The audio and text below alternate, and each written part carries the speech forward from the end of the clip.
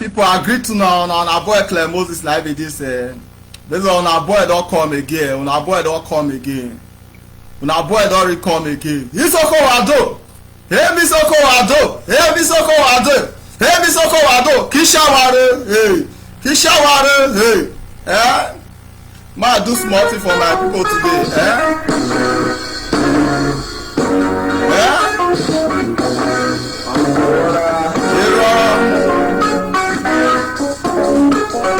Isoko Wado.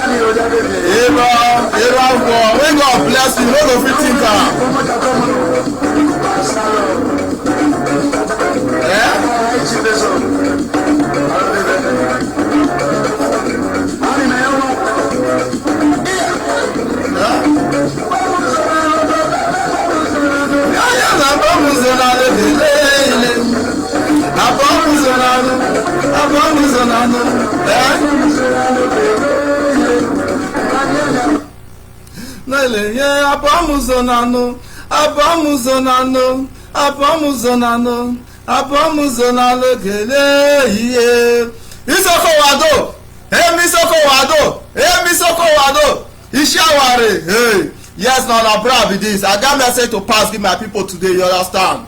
The message when I got deliver for my people today and about our children, you understand? About our innocent children, about our innocent children.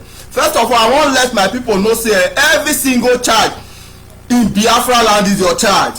Every single Isoko son, every single Isoko daughter na your daughter.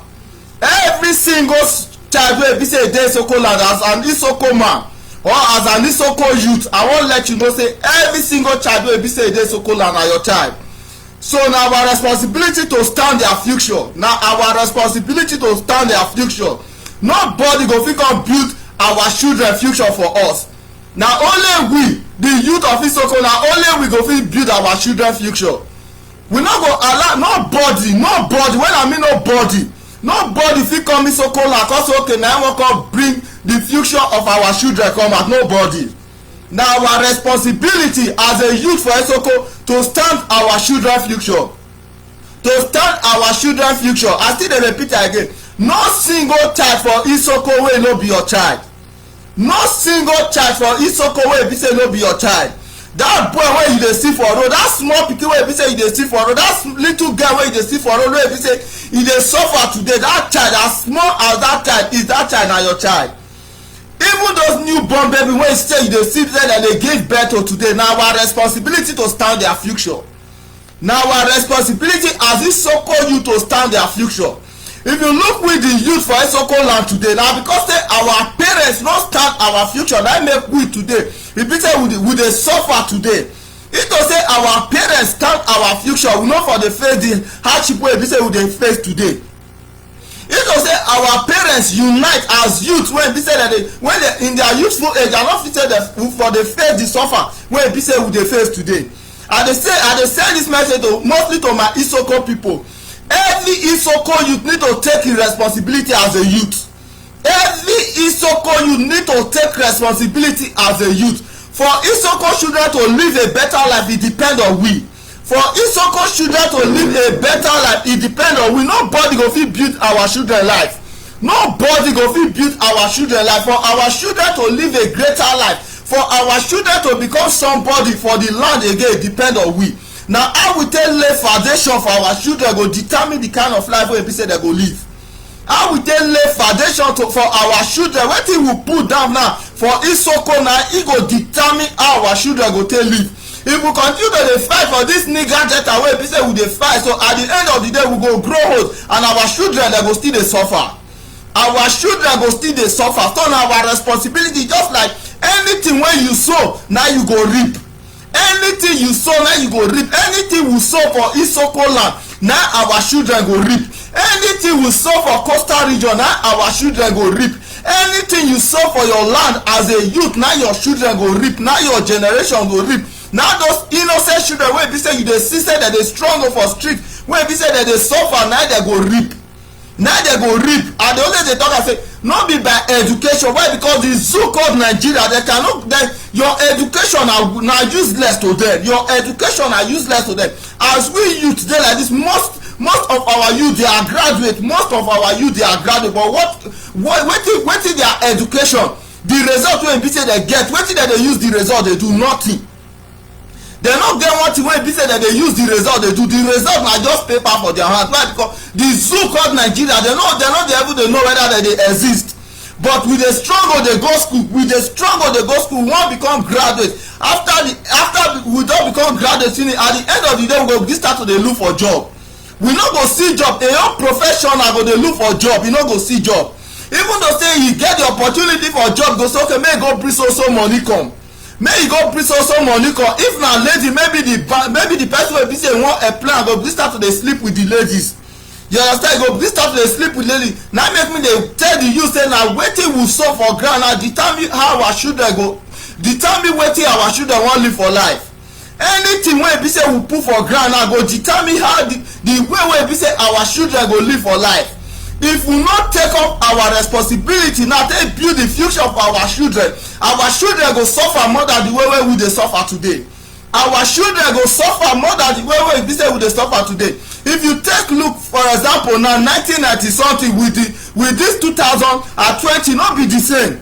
1990, let me say 91, 92, 93, 94 till 2000. With this 2020 not be the same.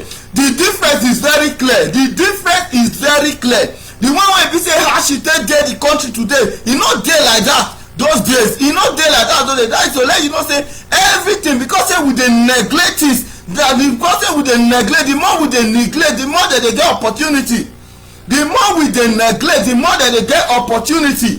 That's why they call every Isoko youth to pick up responsibility, to pick up your own responsibility, so that our children go live a better life. That's why they call every coastal region you to pick up his responsibility. Forget about your parents, forget about who is there beside you or who is behind you. Forget every other person wey be say dey close to you. Pick up responsibility. Now wetin you put for ground for your place now go determine how your children want to live. Now wetin you put for ground for your place now go determine how your children want to live. You no fit go farm go plant cassava go dey harvest yam, e no dey possible. You no fit go farm go plant cassava go dey harvest yam, or maybe you get plantain farm now you come go say you wan go dey harvest banana, e no dey possible. Now anything you put for ground now e be say your children go harvest. That's why they call my Isoko youth. Every Isoko youth should wake up for his own responsibility. Every Isoko youth should stand up for his responsibility. Why? Because no youth wey no go dream of having children. No youth for Isoko or no youth for coastal region wey be say e no go think of having children. Every single youth dey plan to get children. Every single Isoko youth dey plan to get child wey be say yes e go bear im name, wey be say if e don go. but the point be this, say as the situation dey now, if you get bed to charge, what is the guarantee say if you go tomorrow how your child wan take live? When be say first of all you now you no get work, even though say the work wey you dey get now, you no dey able dey reach you dey do wetin be say you wan do. na manage now e be say you dey manage. What of if something come happen to you, God forbid something happen to you today now, how your child wan be? How that your child wan be? If you take look of our street now, you go see so many children dey for street, so many children dey for street wey be say dem dey frustrated. Even though most children wey be say dem dey for street, they have parents, they get parents, but still they are frustrated. Most children wey dey for street, they get parents, but still they are frustrated. If by mistake na something come happen, you can't go tomorrow, which kind of life your own children wan live? Which kind of life your own children wan live? And they talk am, nobody go fit come build this oko for you. Nobody go fit come build that place wey be say you dey live for you. Na your responsibility for you to build that place wey be say you dey live.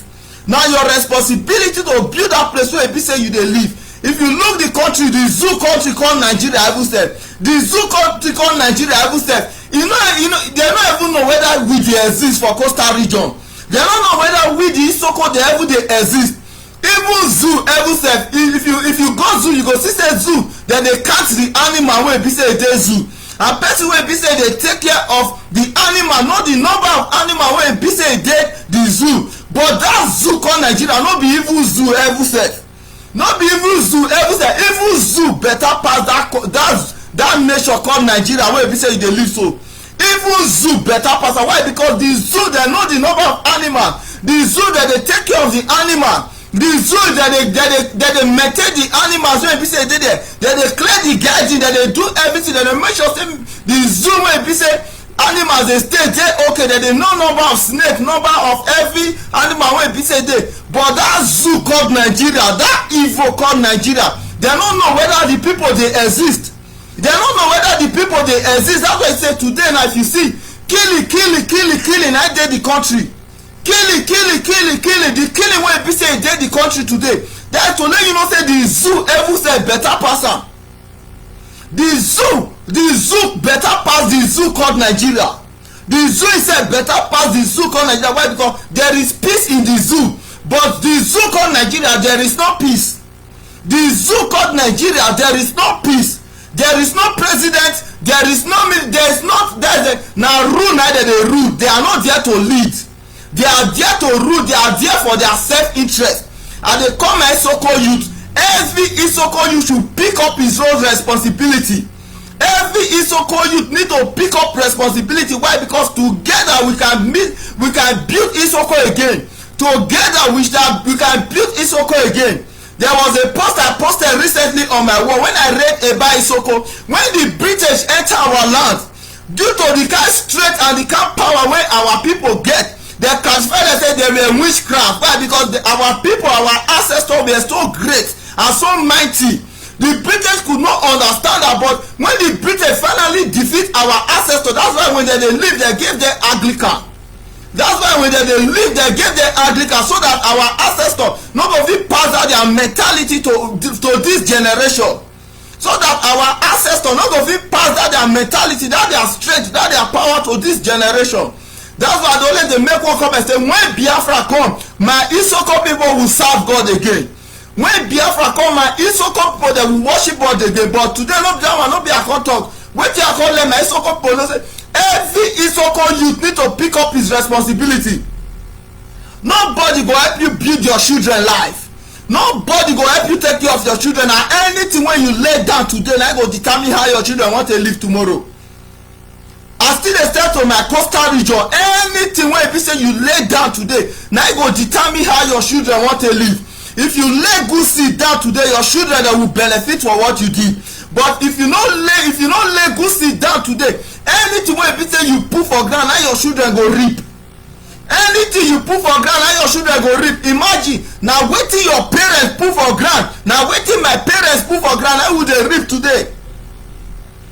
Now wetin your parents and my parents put for ground, na we dey reap today. That's why I say even we dey run comot for the country. It was say our parents stand with our brothers Igbos, fight that Biafra war, and Biafra was to region today, I no sure say any person for coastal region for the run comot for a land. I no sure say any person for coastal region for the run comot for a land. Why? Because where we dey run go, where we dey run comot dey better pass where we dey run go. Where we for the run comot better pass where we dey run go. If you talk about natural, everything natural, e better pass where we dey run go. So I dey tell my coastal region people, I dey tell my Isoko people, every youth should pick up his responsibility. Every youth must pick up responsibility. Why? Because now we go fit build the next generation. Now we go fit build the future. Now we go fit build our children future. Now only with this generation, let our next generation become proud of us. Let our next generation live slavery life. Why? Because as I dey still dey talk, right now we are still under slave. We are still under slave. Why? Because if you see the way we say we coastal region dey live, there's nothing to prove say we not dey under slavery. There's nothing to prove to say, imagine for a governor, even councillor, local government chairman, even self, for it to become a local government chairman, e go first go meet the Fulani Caliphate. E go first go meet the Fulani Caliphate. They beg, they say, I beg, I wan become local government chairman. If they no approve am, e no go become local government chairman. That means to let you know say we are still under slavery. Now the British now give them these strategies.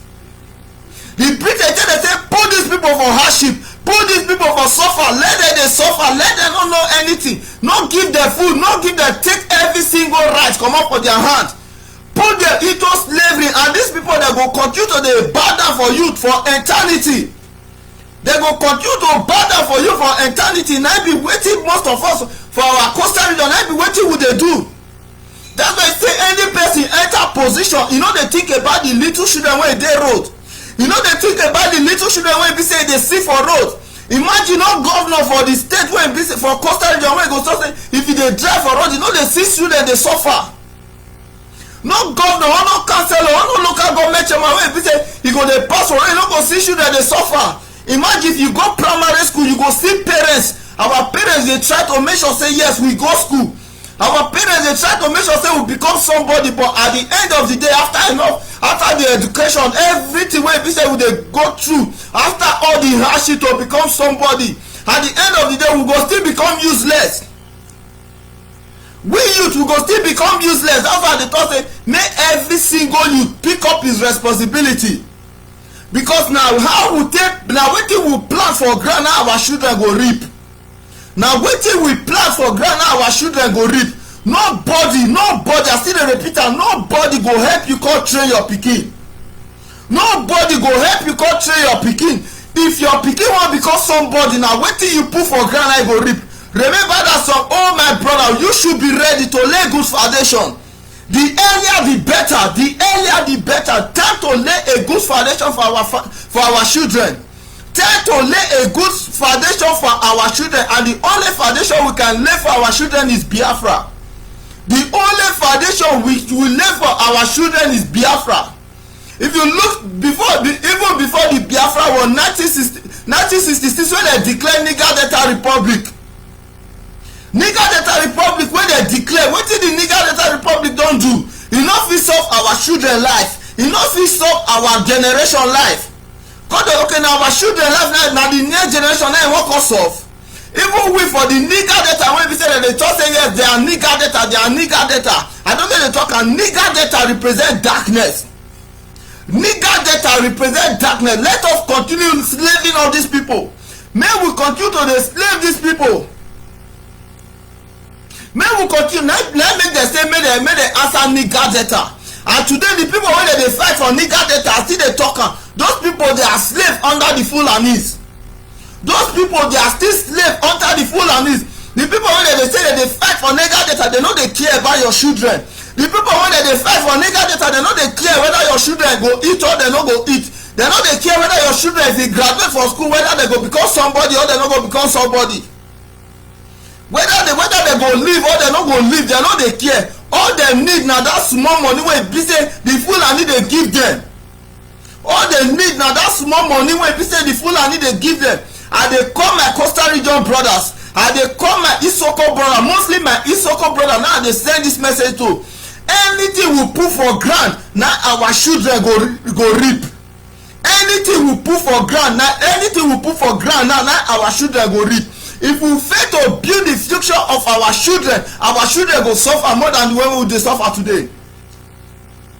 If we fail to build the future of our children now, our children go suffer more than the way we dey suffer today. I go still tell people say now we no dey ever dey suffer. Now the hardship never start. Now the hardship e just like wetin I first talk 91 come reach 2000. The way wey the hardship take dey increase no be small. Every single day na the hardship dey increase. Every single day na everything about the zoo dey die every single day. Everything about the zoo dey die every single day. When I dey small, wetin one naira go buy today, 1 naira no go fit buy am. Even 100 naira, wetin 1 naira go buy then you no go fit buy am. That to let you know say that they put we for hardship. They put we for hardship. They tell us say yes, make they put them for suffer. Meanwhile, the people wey be say you dey support the Fulani Caliphate, they carry their children dey comot for the country. They carry their children comot for the country. Imagine the Fulani Caliphate now. I wan ask one question. If anywhere wey be say Fulani man stand with you, wey be say you come for coastal region stand, if they wan attend, who they go first attend to? They go first carry the Fulani, attend to the Fulani. They no go even charge am anything. They no go request anything for am. They go just give am everything wey be say e need free. But you when you come for coastal region, for you to obtain any small thing, you know how much you dey pay. You know the bribe wey be say you go bribe. The bribe wey be say you dey bribe no be small money. No be you take dey bribe for you to obtain one thing. Even to obtain small thing. Okay, if you look for example now, if you the Fulani, if they dey write jam, how many be their cut off mark for north? If they dey write WAEC, how many be their cut off mark? But if you come coastal region, if they dey write jam, you go get 200 and something, 300 and something. If you don't get 200 or 200 above, you no go become you no go fit enter university. But if you go north now, if you just get maybe say 60 something, if you ever get 100, they go just put you for that place. They go just put you for where you dey, and na these people now you still dey stand with. Na these people now you dey push it for men say na they wan build your children future. I dey tell my Isoko people na our responsibility to build our children future. Now our responsibility to build our children future. Anything we sow now our children go reap. Anything we sow now our children go reap. If we fail to sow the right source for our children go suffer more than the way we suffer. I dey tell my Isoko youth, if you fail to stand the children future, if you fail to stand Isoko children future, they go suffer more than the way we say we dey suffer. The one wey be say we dey suffer now, e just be like say na nursery school. Let me say nursery school, pre-KG. E be like pre-KG. The one wey be say we dey suffer now compared to the one wey be say they go suffer. Compared to the one wey be say they go suffer, just imagine now this pandemic wey be say e happen. You see the hardship wey be say e dey Isoko land. You see the hardship. Many people use this hardship take get enemy. They use this hardship take get enemy. They get enemy for no reason. Why? Because maybe somebody ask you something, you no fit render the thing, then that person go become your enemy. Why? Because of the hardship. Because of the hardship, you know how many people wey get enemy. That's why I dey tell my Isoko people, if we fail to build our children future, our children go suffer more than the way we say we suffer. Our children go suffer more than the way we say we suffer. Why? Because the Fulani Caliphate, they know what they are doing. If you don't know, Niger Delta, the people that are fighting for Niger Delta, they know what they are doing. I'm telling you people. I dey tell my Isoko brothers, I dey tell my Isoko youth, I dey tell my Isoko council, I dey tell my Isoko National Youth Association. If you think say the Fulani go build your people place for you, na lie. If you think say the Fulani or Niger Delta go come rescue our youth, na lie. If you think say the Niger Delta go come rescue our children future, na lie. The future of our children depend on us. The future of our children depend on us. And they call every single youth in Isoko to pick up his responsibility, to pick up his responsibility. I go make one statement say right now our ancestors is very angry with us. Our ancestor is very angry with us. Why? Because most of them sacrifice their life. Most of them sacrifice their life to make sure say we will be say we dey life today. We live. If to say they take up their life, I'm not just say Isoko forever they live. I'm not just say Isoko forever they live anymore. Why? Because if you enter Isoko na small majority. Na small people like this Isoko they no get population. They no get population. Isoko no ever get state. There is no state in Isoko. Isoko is not up to one state. Isoko no reach state. Isoko dey inside. E dey inside state. Isoko dey inside state. So I dey come my coastal region for I dey come my Isoko youth. We all need to rise up for our responsibility. When we not allow our parents deceive us, may we not allow our parents deceive us. Why? Because if our parents die today, now we go dey hurt. If we die today, now our children go dey hurt. Now our next generation go dey hurt.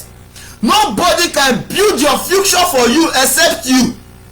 Your responsibility is to build your future, and not only your future, by building your future, you are also building the next generation future.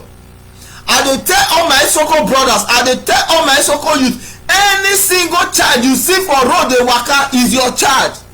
Is your responsibility as an Isoko youth to build that child's future. Is your responsibility as a youth in Isoko to stand the child's future.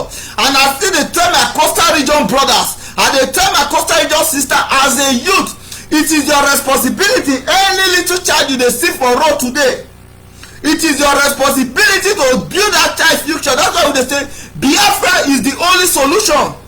Everybody should wake up to support Mazi Nnamdi Kanu. Every Isoko youth should wake up and support Mazi Nnamdi Kanu. I'm still saying it, you might have everything you have in that country. If the country won't frustrate you, now one hand will take frustrate you. No matter how much you get for that country, if the country won't frustrate you, now one will take frustrate you. If you ever look at every step, those wey get shop, they frustrate for the country. Those wey get business, they frustrate. Even people they hide, they do business. People they hide, they do business. The people wey they frustrate for the country, not be only the government, not be they frustrate people. Most of our elders now they go sell us. Now they sell us. And they tell Isoko people, my Isoko people now they pass this message to. You see Isoko, the reason why we say Isoko no develop now because of all those useless elders. Now they go say Isoko. Now those useless elders, I don't care, maybe your father might be among. Your father, if they take care of you, if they give you money, but if your father die today, that opportunity where people say your father died, they're not going to give you the opportunity. They're not going to give you the opportunity. The reason why I will tell you this one is if somebody, maybe they vote person into position, the person after 4 years where he come out, he pikin no dey take over. He pikin no dey take over, then they put another person there to let you know say if your father is among those people wey be say that they sell Isoko land, if your father is among the people wey be say that they destroy Biafra, wey be say that they destroy we for coastal region, if your father die today, your father is only destroying your future. Your father dey always dey destroy your future, and the next future to you na your children. Your children, most people wey be say they frustrate today for coastal region, if you go look their background, most of them, their parents were wealthy. Their parents have money. If not their parents, their grandparents have money. But why people say today they call them frustrate? Why? Because why? There is no foundation. There is no foundation. There was no foundation put in place for them. That is why. Now make the system that country right now, the zoo called Nigeria. If those Fulani have their children, they are taking their children away from the country. If somebody manage enter the position, he go carry the children for the country, he go carry the children come out for the country. But meanwhile, you are there suffering in the country. You are there suffering in the country. You don't have the capacity to take your child away from the country. You don't get the capacity, you don't get the money. Even if you get the money to take your child away from the country, they will deny you. They will deny you. People have paid ticket, lost money for visa just to visit and come back. They always deny them. I dey tell my Isoko youth, every Isoko need to take up his responsibility as Isoko youth. If you are a youth in Isoko land, you need to rise up and support Mazi Nnamdi Kanu. You need to think about our children. You need to think about those innocent children wey be say you dey see dey waka for road. Those innocent children, they are your children. If you don't know, those innocent children, they are the one that will save your life. You don't know who is your savior tomorrow. You don't know who will be the one to save your kids tomorrow. That little pikin wey be say you dey see say dey carry something for road dey waka. That pikin wey be say e dey hungry. That pikin wey be say e dey try to become somebody. Wey be say the zoo come Nigeria dey frustrate. If you start for that pikin, that little child might be your savior tomorrow. You don't know. That little child may be your savior tomorrow. You don't know. I'm calling on my Isoko people mostly. Every Isoko, you need to take up his responsibility.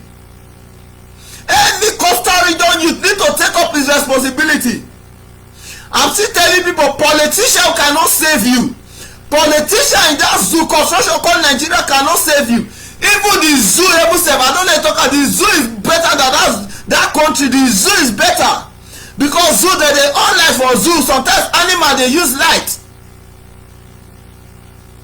If you want to see the animal, you must on light. If you dey go there for night, you must on light. You must take something like light, go there. If you fail to build the future, our children go suffer more than the way we dey suffer. Our children go suffer more than the way we say we dey suffer today. Because even the hardship wey we say we dey suffer today, and the talk cannot be hardship. No be hardship, no be we dey suffer. This one wey just dey suffer na just pre-KG hardship.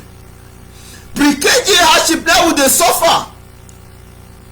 Imagine you youth as an Isoko youth, you dey find job wey be say your where be say you come for. God give you resources, give you everything wey be say you go take live. But the zoo called Nigeria, they put you into slavery. The reason why you still dey suffer today now because say you never take your responsibility. Now because say you never take up your responsibility. If you take up your responsibility as a youth today, support Mazi Nnamdi Kanu, and they tell you when Biafra come, you will not suffer again. You will not suffer again. Biafra is light. The only light to Isoko land is Biafra. The only light to Isoko land is Biafra. There is no future without Biafra in Isoko land. I'm telling my Isoko youth. Don't allow anybody to deceive you. Don't be deceived by any person. Don't be deceived by the name Niger Delta. Niger Delta, there is nothing like Niger Delta. We are not Niger Delta. We are all Biafras. We are all Biafras. There is nothing like Niger Delta. Niger Delta was only created to destroy Isoko land. The reason why they steal your resources for Isoko today, the reason why we youth they suffer today now because of that Niger Delta. Until we stop answering that night, we no go fit come out for light. Until we stop answering that darkness, we no go fit enter light. Every Isoko youth need to rise up. Every coastal region youth need to rise up. Politicians cannot build our children's future. I want tell my Isoko people, when this man Ibori dey road, when he dey road, when he say he dey Isoko, he stay Isoko after he rule Isoko for about 8 years. When Ibori come out, he change Isoko life. He no change Isoko life. Oduaga enter there. Oduaga rule Isoko, carry Isoko up and down. Did he change Isoko life? He didn't change Isoko life. Now this man don't enter. What do they call this useless man? Okowa is there. Okowa they change. Okowa no they change Isoko life. Okowa no know whether Isoko people they exist. What Okowa is there for is not Fulani Caliphate. Now Fulani people na put Okowa there. Okowa now maybe they fight for senator, they fight for one position, or maybe they fight for vice president. They tell us, okay, if you not suffer these people, you not going to become anything again. So you need to suffer you. If you not suffer, if you not put these people for hardship, Imagine the pandemic wey be say happen, wetin Okowa carry come give Isoko, e no carry anything come give Isoko. E just only lock una put for inside, put military for everywhere, say Isoko people una must stay inside, una must stay inside, and really una stay inside, but still e no give una anything. That's why they talk say every Isoko youth need to rise up for his responsibility. Every Isoko youth need to rise up for his responsibility. If we no save our children future, nobody go save am for us. Na our responsibility to save our children future, because the future of our children e depend on us. The future of our children depend on us. Nobody, no youth, nobody go fit come Isoko land come say yes he wan come help you. Nobody go fit build Isoko land for you. Every Isoko youth need to take up his responsibility. Every single youth for Isoko need to take up his responsibility. I dey send this message to mostly to my Isoko youth council. Una need to wake up and take up your responsibility. Why? Because it is your responsibility. Na only you wan go fit build Isoko. Nobody go fit build Isoko. If you feel say maybe na Fulani Khalifa never come build Isoko for you, you are lying. If you feel say na Fulani Khalifa, if you feel say na that governor wey sit down for seat na go come build Isoko for you, you dey lie. If you feel say na all those people wey be say dem dey give small money na go come see. Imagine if governor wan enter seat, he go carry money, he go come dey share give Isoko people. All the youth for Isoko dem go dey holla, dem go dey run immediately. E don enter post, e don abandon you Isoko, e don abandon you. Immediately when Okowa wan enter position, maybe he go reach Isoko, he go give them everything. But since when Okowa dey position, those people wey Okowa come meet for Isoko land, he come meet them again. Those people wey Okowa come meet for Isoko land, he come meet them. He no come meet them. The reason why he no come meet them, he know say those ones they no dey exist. He know say they no dey exist. And they come Isoko, you people should wake up. Wake up now. Our responsibility to build Isoko. For Isoko to be great again, depend on us. For Coastal Region to be great again, depend on us. Nobody go fit save our children future. Nobody go fit save our children future. The hardship wey be say we dey pass through today, na our parents when they were youth, na they supposed to build us, but since they fail to build us, we no go fit carry the same thing give our next generation. We no go fit carry anything give our next generation. Every Isoko youth need to wake up to the task. Every Isoko youth need to rise up for the task. Why? Because the task na only we na go fit pay am. Nobody, and dey repeat am, nobody go fit pay am for us. Na only we go fit pay am. If we fail to pay am, our children go suffer. If we fail to pay am, our children go suffer. If we fail to pay am, our children go suffer. If we fail to pay am, our children go suffer. So I dey call every Isoko you should rise up. Every Isoko you should rise up and take up his responsibility. Nobody, when I mean I say nobody go fit build am for us. Nobody go fit build the future for us. Na only we go fit build our children future. Every Isoko you need to rise up and take up his responsibility.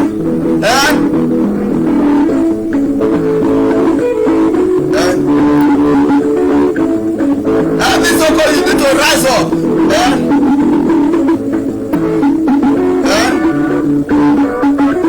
Yes, so every Isoko you must rise up.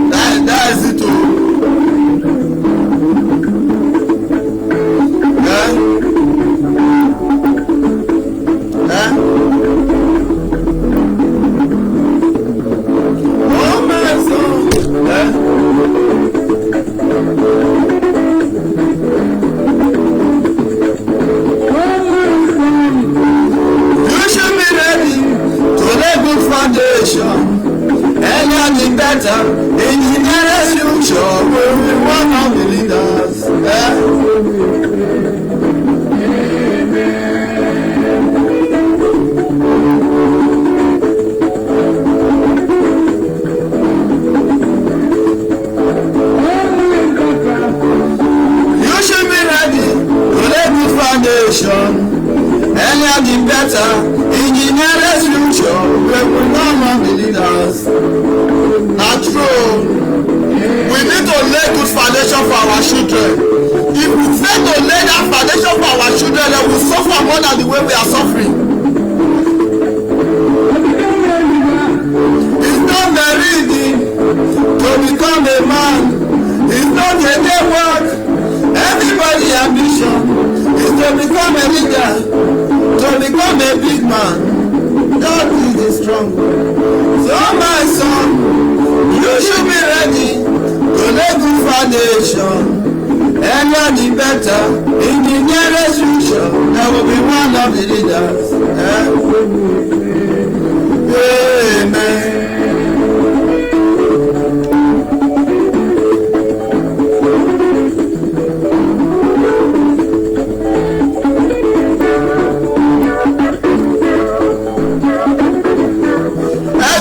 You need to wake up. Any Costa Rican, you need to wake up.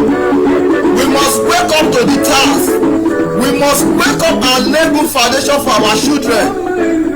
We must wake up. Earlier the better.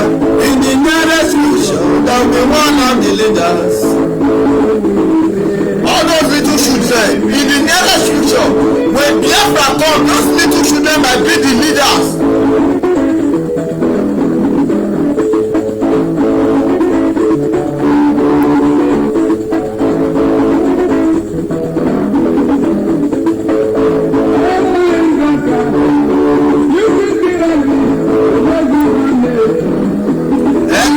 In the nearest future, there will be one of the leaders. So we pray. Amen. Now our prayer.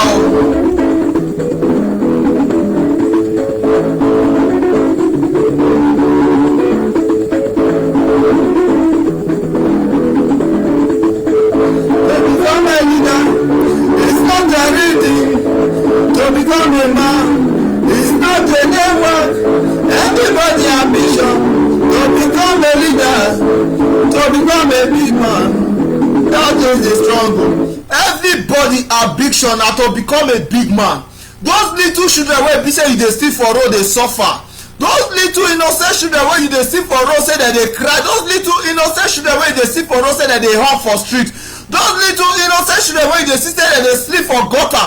Those little innocent children wey say that they sell pure water, wey be say that they don frustrate for life, wey be say that they find one or two things to make sure say yes they put food for their mother table. Those little children, if Biafra come, those little children no go live that kind of life. When Biafra come, you no go expect small pikin at the age of, even at the age of 15 carry something. Nobody go carry something for head when Biafra come. Biafra land no be, you no go be at the zoo today wey be say people dey carry things dey go hawk. When Biafra come, Biafra no go be like the zoo country wey be say people dey carry something for head dey go hawk. Imagine when you enter road, you go see small pikin at the age of 3, 4, 5, 6, 7, 8, 9, 10 years carry something for head dey go hawk. Carry something for head dey go hawk. They sell something for street to street. You see small children they sell pure water for ring for market up to sustain. At the age of 7, 8 years, 9 years, you see small pikin they sell pure water. They sell pure water. Why? Because im mother no fit take care of am, im father they no fit take care of am. They no get any option than to do one or two things to make sure say they fit see food eat see food eat. You see our little small children, imagine sometimes you go even see some small children and they do conductor. They do conductor. You go some place where you see small children they do conductor. Small pikin wey be say suppose to dey school. Pikin wey be say suppose to dey school. Imagine they fit try that. Let me say for Europe. Imagine that kind thing go come happen. Let me say and for Europe, see that's why I wan pass message I go give my people wey be say dey home. All those people wey dey Europe wey dem dey deceive una all the name of nigger data, and dey send this message dey go give Isoko people, and dey send this message dey go give my Costa Rican brothers. You see all those people wey be say dem dey Europe wey dem dey tell you say dem dey fight for Niger Delta or be say dem dey fight against our leader. You see their children na government na dey take care of their children. Na government na dey take care of their children. Na government na dey take care of anything wey be say their children need. Na government na dey take care of their children. Na government, because of their children, government give them free house. Because of their children, government give them free house. Because of their children, government give them so many things. Government give them so many things, but you wey be say you dey the zoo called Nigeria, mostly my Isoko people. How many people for Isoko land wey be say government dey take care of? How many people for Isoko land wey be say government give free house? How many people for Isoko land wey be say government dey pay every month? How many people for Isoko land wey be say government dey give free money? You wey be say you no fit even eat. Even some people for Isoko land now, they no fit pay house rent. They no fit pay house rent. Even one room, they no fit pay one room house rent. Even one room, they no fit pay one room house rent. That's why when Biafra come, you no go live that kind of life. When Biafra come, you no go fit carry your pikin put for road say make go sell something. If you carry your pikin put for road, that means you wan go inside prison. Why? Because when Biafra come, now Biafra na go dey take care of our children. Now government, the government of Biafra na go dey train our children. We no go dey suffer because before say maybe our pikin wan become one thing or another thing. We no go suffer before our children go become wetin they wan be for life. We no go dey suffer. We no go dey labor to make sure say our pikin be wetin they wan be for life. No, life go dey very simple. Life go dey very easy for every Biafra citizen. Life go dey very easy. Nobody go dey top, nobody go dey low. Everybody will be equal. Everybody will be equal. When Biafra come, our children na go get right past every other person. Why? Because na the children na be the future of the next generation. Na Isoko children na be the future of Isoko. I dey tell my youth of Isoko land, our children na be our future. Our children na be our future, just like we are. Now we be our father future now. Now we the youth, now we be our parents future. Now we be our parents future. Now we go fit put that legacy of our parents continue. So our children also go put our legacy continue. No expect say when Biafra come today say our children go come dey suffer. No, we no wan make our children dey live like the zoo. na only zoo na neglect their people. They are only talk even the zoo called Nigeria, the zoo all those zoo wey dey the zoo called Nigeria better pass the zoo called Nigeria, because the zoo even the Niger Delta, the zoo wey dey inside the Niger Delta better pass the animals wey dey inside the Niger Delta better pass the people wey dey live inside the Niger Delta. Why? Because the animals dem no dey work but dem dey eat, but the people wey dey inside the Niger Delta dem dey work but dem no dey eat. People dey work, dem no dey pay their salary. People dey work, you go work finish you go suffer. After you don suffer graduate finish you go come work. When you don work for them to come pay you your own money wey be say you work for, dem no go wan pay you. I dey tell my Isoko people, everybody need to rise up and support Mazi Nnamdi Kanu.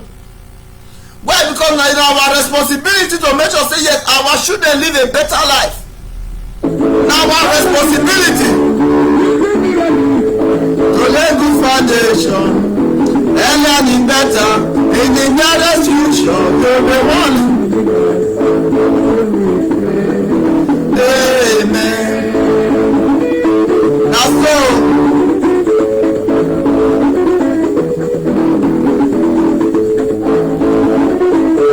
We dey pray every day.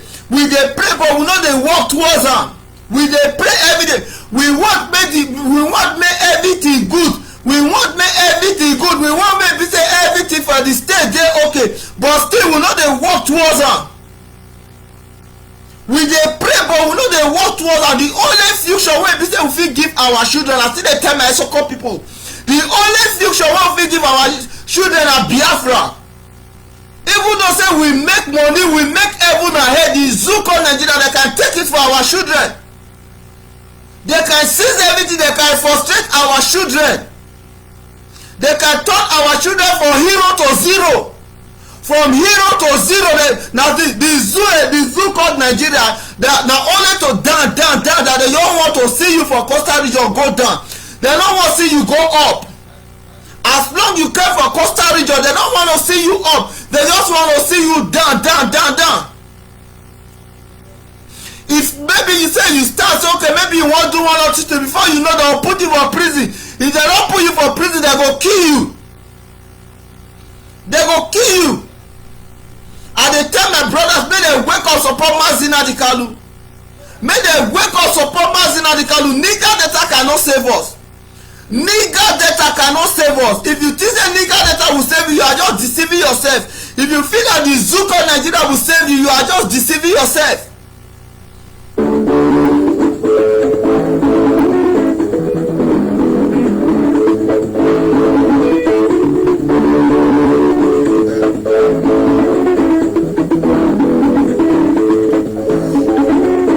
Time to work. Now is not the time to pray.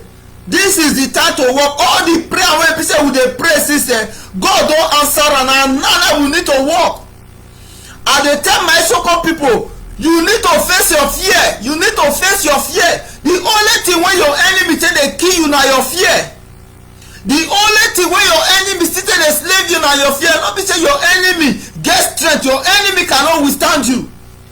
Your enemy cannot withstand you. If you are an so-called man and they tell you your ancestor they be a warrior, if you don't know, your enemy know who your ancestor will. The nigger data they cannot withstand. They cannot withstand with that came for Coastal Region. The full nigger data put together they cannot withstand with that came for Coastal Region. But today now they suffer us. Today they don't turn out to slave for our own land again. We don't still become slave. For our own land again we become slave. As a youth you need to rise up and take up your responsibility. If you don't take up the responsibility, you are only destroying your future. You are only destroying the children's future. Now the next generation how will they destroy if we don't know? We are destroying the next generation.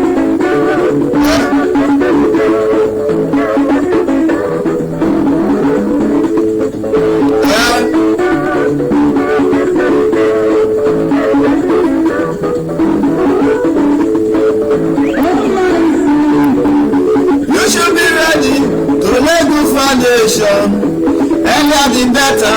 In the nearest future, there will be one of the leaders. So we pray. We dey pray. We know the work. We dey pray. We know the work. Prayer cannot do this one alone. Imagine you go church and they pray make the zoo called Nigeria better. You see youth na full church pass. All the youth na prayer. When people say their enemy they defeat them. They pray instead of you to face your enemy. David was a youth when people say face Goliath. Little as David was, David faced Goliath. The people when people say, if you read your Bible very well, the Bible even tells us the strength of a nation depend on the youth. The strength of a nation depend on the youth. But if you look with for Coastal Region now, our elders they go waka go steal, they go waka go do one or two things. They go push we youth for front. Man I go protest. The youth will they kill each other instead of we to build the future. We are killing each other. Why? Because the useless elders for Isoko and the useless elders for Coastal Region they are stealing. Our useless elder they steal, they destroy our future. Meanwhile they push we youth for from man and go they kill each other. Now our responsibility to build our children's future.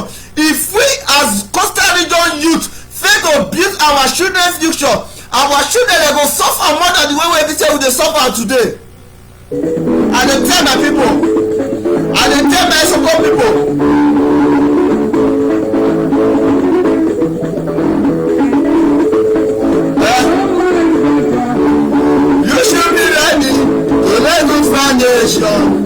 Earlier the better. In the nearest future, there will be one of the leaders. Amen. Yeah. my people. Hey, Bisoko Wado. Hey, Bisoko Wado. Hey, Kisha Wade. Hey.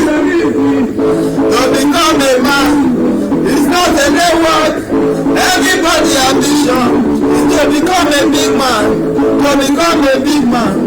That is strong. Yes, so.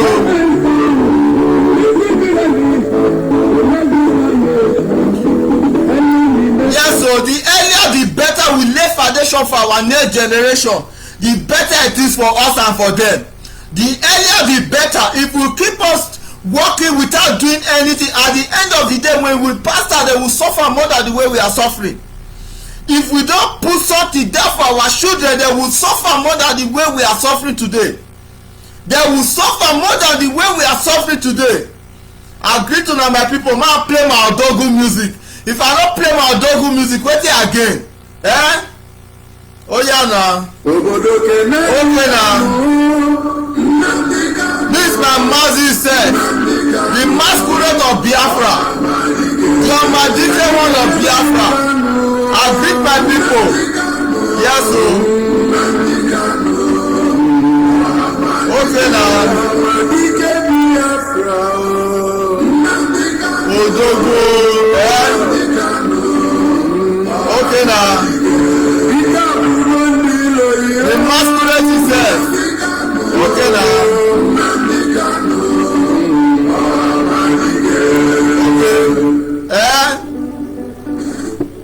IPOB one family. Oh yeah now.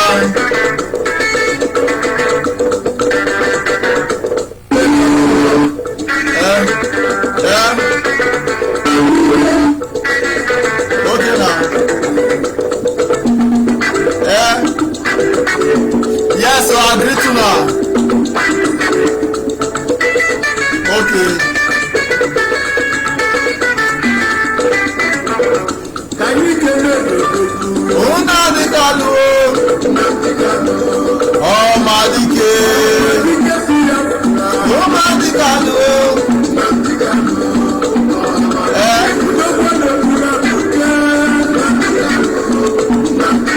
Okay now.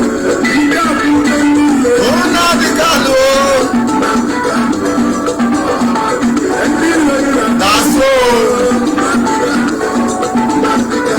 This is the God send of our time. Now God na choose am. No be man choose am. Now God na choose am. Now God na send that come say na only one go fit save us. Now God na send that come give Isoko people.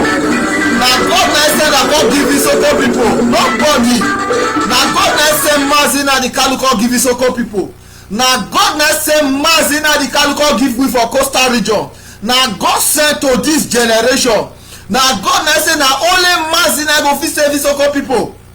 Now God na choose am. No be man choose Isoko. No be man choose am. No be man choose am say make us save us. Now God na say that say na only one go fit save Isoko. Now God na say that say na only one go fit save we for coastal region.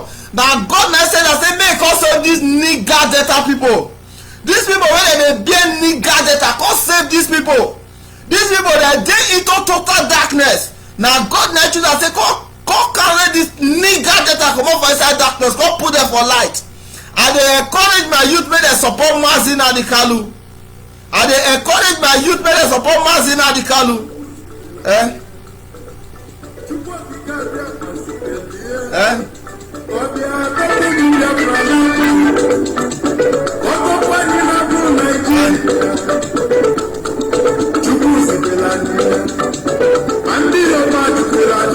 I greet my people.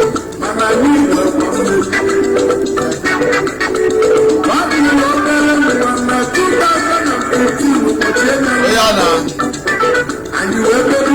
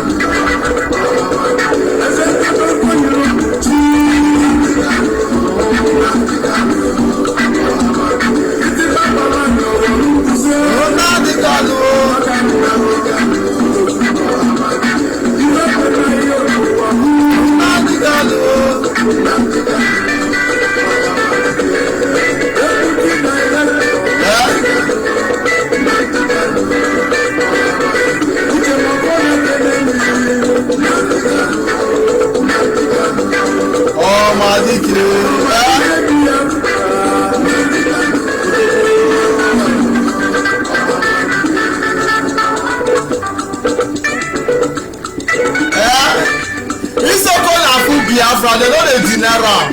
Isokola na Biafra, they don't deny am. Nobody go fit change am. Nobody. Our people must be free again. Our children must be free again.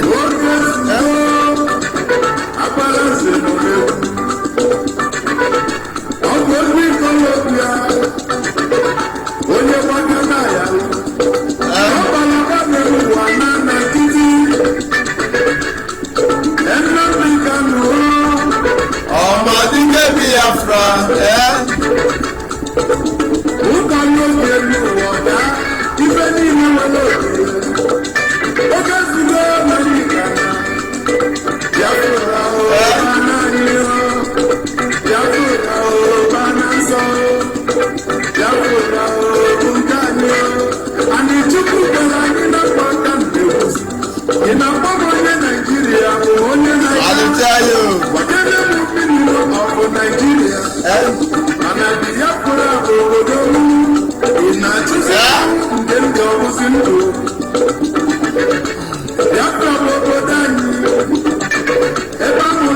the masquerade itself.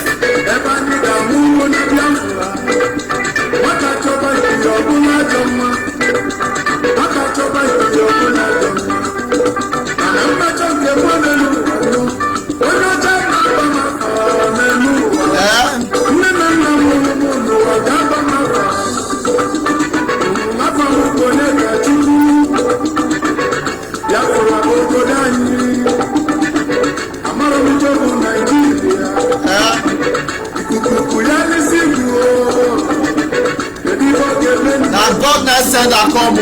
It's okay. Una supposed to appreciate. Una supposed to appreciate. There is make proverb say a prophet is not always welcome in his home. A prophet is not always welcome in his home. That's why today when the people they saboteur and me are not the reasoner. But one thing is for sure, the word of a prophet must surely come to pass. That's why I say every single one when Mazina the Kalu don't talk about the zoo called Nigeria, it always they come to pass. Every single prophecy where it don't lay down, it always come to pass. And that's why I tell my Isoko people, now our responsibility to build our future. Every Isoko you need to pick up his responsibility. As a youth in Isoko, you must pick up the responsibility.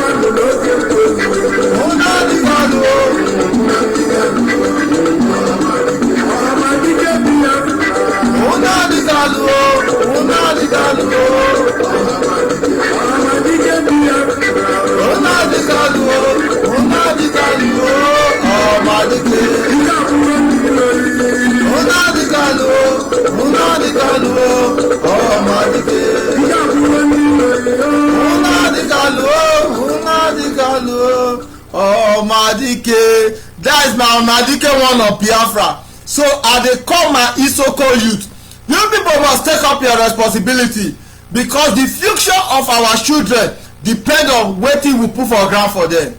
If we sow good seed, they go reap am. If we sow corrupt seed, they go reap am. So I dey encourage every Isoko youth to pick up his responsibility. This na the small message I get from my Isoko people. Isoko wado, help Isoko wade, Kisha wade. Hey, I greet my people.